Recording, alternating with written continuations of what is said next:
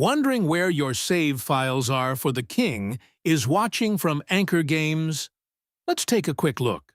First, make sure you launch The King is Watching and create at least one save. This ensures the game generates the save folder on your PC. All games on AnkerGames store their save files locally. This means your progress in The King is Watching is safe, even if you reinstall the game or the launcher. I'll show you exactly where the save files for The King is Watching are stored. These paths are only for games from AnkerGames. Saves from other sources might be in different locations. You can easily back up your The King is Watching save files by copying the folder.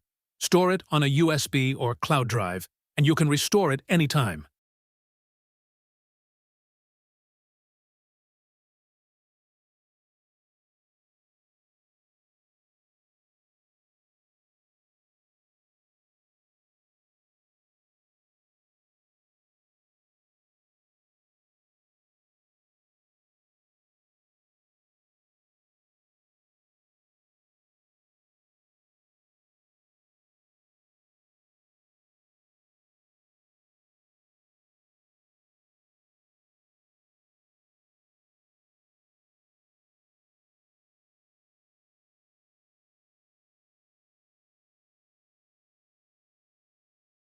And that's it.